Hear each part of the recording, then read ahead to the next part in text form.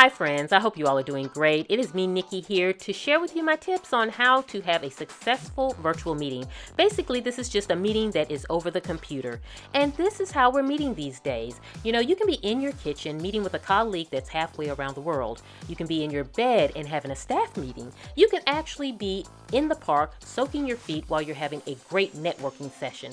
So virtual meetings can be highly productive, but I want to share with you some tips to make sure that you really effectively plan and kind of execute that virtual meeting. You know, I was a manager for several years and I managed a staff that wasn't necessarily all with me. I had some in the office with me, but then a lot of my staff was up and down the East Coast. I had staff in North Carolina, in Virginia, Northern Virginia, and I also had staff in Maine and New Hampshire. So I traveled a lot. But what saved me a little bit on travel was being able to have virtual meetings with my team. Also, in another job, they took me through an extensive program where I became a certified facilitator, and I learned a lot about different personalities and how to bring those personalities together for a common goal and to be successful. And all of these things are why I'm able to share these tips with you today.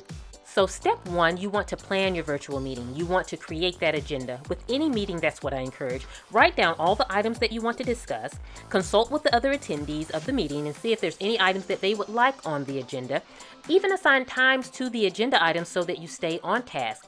But writing an agenda is very important because it helps with the flow of your meeting and keeps everything on task and helps it stay productive. You also want to be sure to schedule the meeting, let everyone know the date and time, make sure they can confirm it, along with ensuring with virtual meetings they understand the technology and have access to it for the meeting. Now, step two is you want to incorporate the tangible. Incorporate something that brings that human aspect to the meeting. Virtual meetings can tend to be cold and disengaging, but by adding that tangible object, it really brings in a lot to your meeting. So I really encourage that.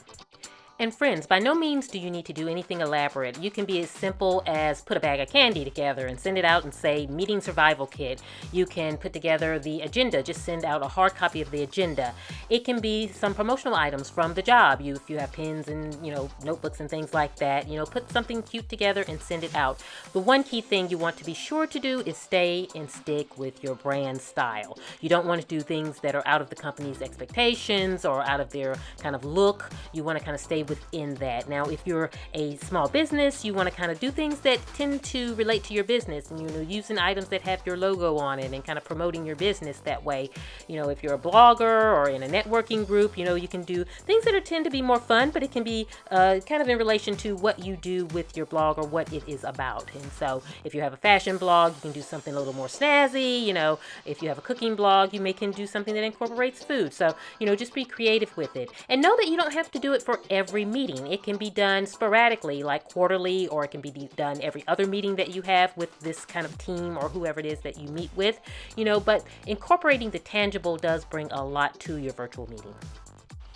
So another idea is a Starbucks gift card, just a $5 Starbucks gift card, because a lot of times at face-to-face meetings, we have coffee at the meetings. Well, to have coffee at your virtual meeting, just send everybody a Starbucks gift card. They can go get their $5 cup of Java. And so this is the great thing that you can do to kind of bring that coffee aspect to your virtual meeting. It's more so about the thought of having coffee at the meeting and just kind of a neat touch or something that you can do, just another thought to put out there.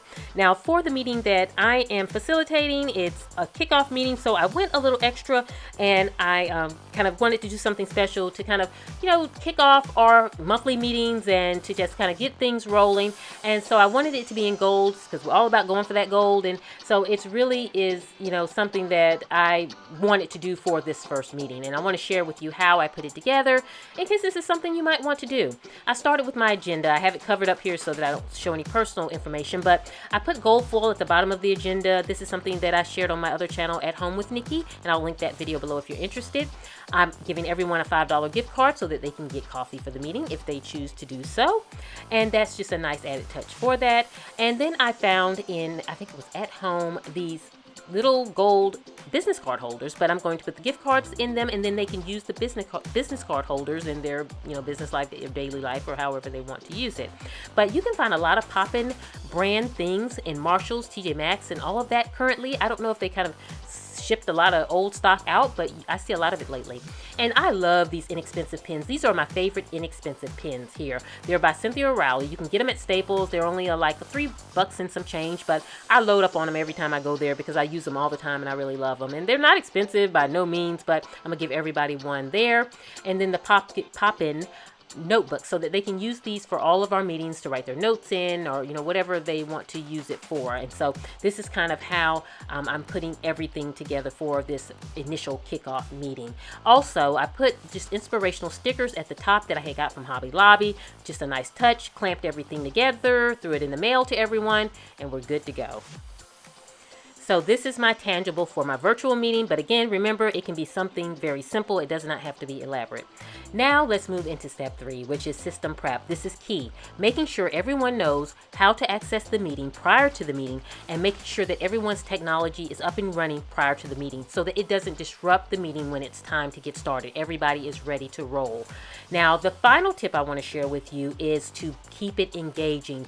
Ask questions. Keep everyone talking. Don't take over the meeting, because people will start writing in their notebooks. They will start surfing the web, and they will not be engaged, and then your meeting will not be productive.